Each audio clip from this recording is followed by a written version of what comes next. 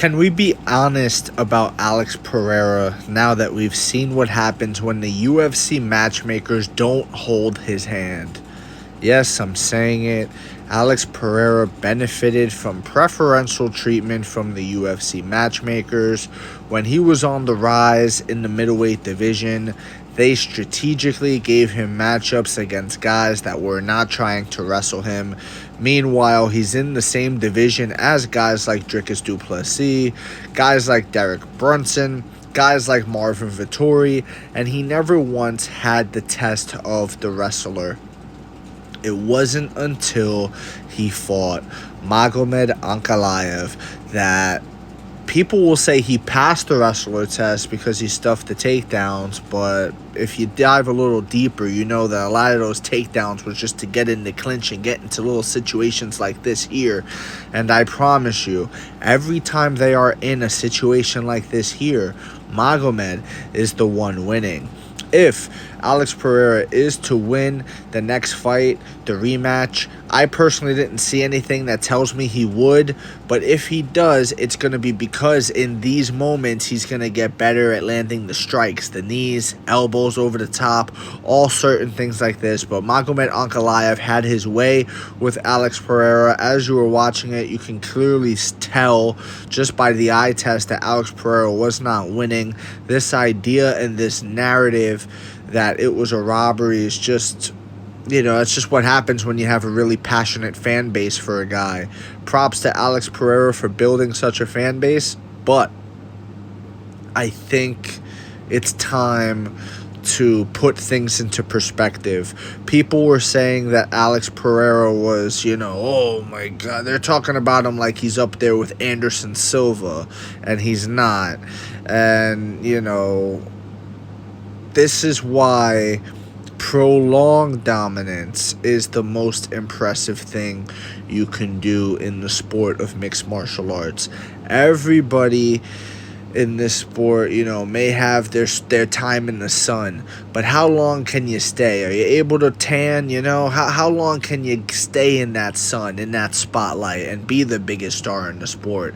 Alex Pereira out here doing interviews, content. Daniel Cormier and Joe Rogan are talking about how he's out partying and skiing and doing a bunch of other stuff outside of this fight, like 8 weeks out from this fight with Ankalaev. Well, I promise you what, Ankalaev was not living that life. Ankalaev was living the life of a guy who never tasted gold before and wanted his first taste. Alex Pereira was tasting, or living the life rather, of a guy who's tasted it, and a guy who kind of maybe got a little too happy with it. He's now a superstar. His life has changed. I mean, listen, he would not be the first, he will not be the last. When you reach a certain level of success and popularity even, right? Like Bilal Muhammad has reached a level of success, right? He's a UFC champion, but he ain't popular. Alex Pereira's popular.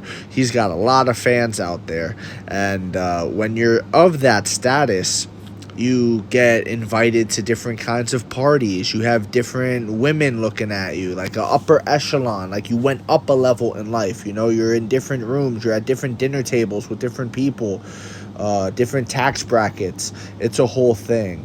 And we've seen that erode a fighter's mind and be a detriment. We've seen it before. Look at Conor McGregor. Mr. Alex Pereira, even Dana White said it after this fight. He said that maybe, being a champion and being in that spotlight and the fame might have gotten to him. Who knows? I just think at a certain point, the matchmakers had to let go of his hand and say, listen, you're the champion now. Once you're the champion, we can't really protect you as much. And that's just that. Ankalaev became undeniable, and Ankalaev went out there and did what he said he was going to do. Did what Islam said he could have done. You know what I mean? Put him Ankalaev. Put him Ankalaev. Straight like that. And when you do put him Ankalaev, Ankalaev does his damn thing, and he wins the fight. I think he wins the rematch as well. I don't know if you want to do this rematch. Listen, if anybody could win by knockout, it's Alex Pereira.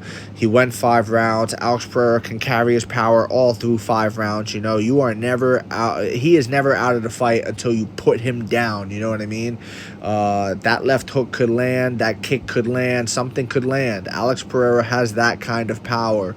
So you can never count him out. However, outside of that knockout puncher's chance, Ankalaev was doing his damn thing, not only in the striking but in the grappling, and now I think his confidence is only going to be raised going into the rematch,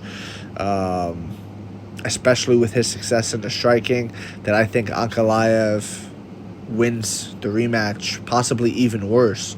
He is also the younger fighter, and typically the younger fighter in the rematch wins more devastatingly. John Jones versus Daniel Cormier, for example. He wins the rematch the first time in a dominant decision, much like this one was. And then in the rematch, he knocks out Daniel Cormier with a head kick. You know, a lot of times you see that. You'll see the younger guy do better in the rematch, especially if they won the first time. So that's my take on it, man. I want to know what you guys think in the comment section below. Was Alex Pereira handheld and spoon-fed by the UFC matchmakers? Let me know what you think, whether you agree or disagree. It doesn't matter. Just join the discussion, follow for more, and leave a like if you enjoyed the time spent. Thank you. You are all appreciated.